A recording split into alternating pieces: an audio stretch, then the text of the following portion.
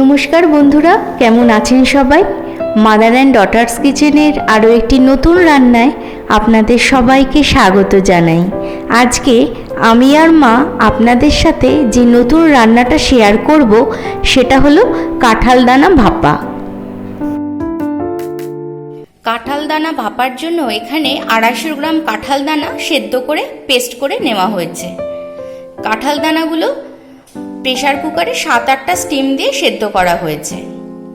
সাথে একটা ছোট নারকেলের 1 মালা নারকেল আর 25 গ্রাম পোস্ত নুন আর লঙ্কা দিয়ে বেটে নেওয়া হয়েছে, আর রয়েছে 7-8টা কাঁচা লঙ্কা। এবার এই কাঁঠাল দানা পেস্ট আর নারকেল পোস্ত পেস্টের সাথে চিনি আর সর্ষের তেল দিয়ে একসাথে মিশ্রণটা মেখে নেওয়া হচ্ছে।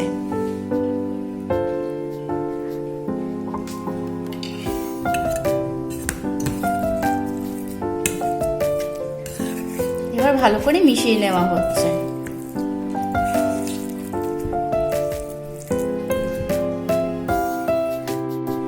এবার এই মিশ্রণটা প্রেসার কুকারে জল দিয়ে স্টিমে বসানো হবে।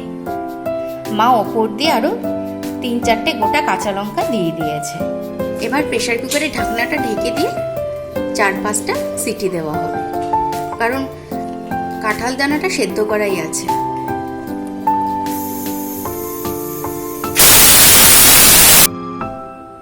এই দেখুন, কাঁঠাল দানা ভাপা সম্পূর্ণ হয়ে গেছে। গরম গরম ভাত দিয়ে দুর্দান্ত একটা রেসিপি, বিশেষ করে নিরামিষ দিনে তো একটা অসাধারণ রেসিপি। বন্ধুরা, যদি আপনাদের এই ভিডিওটা ভালো লেগে থাকে তাহলে প্লিজ একটা লাইক, কমেন্ট আর শেয়ার করে দেবেন।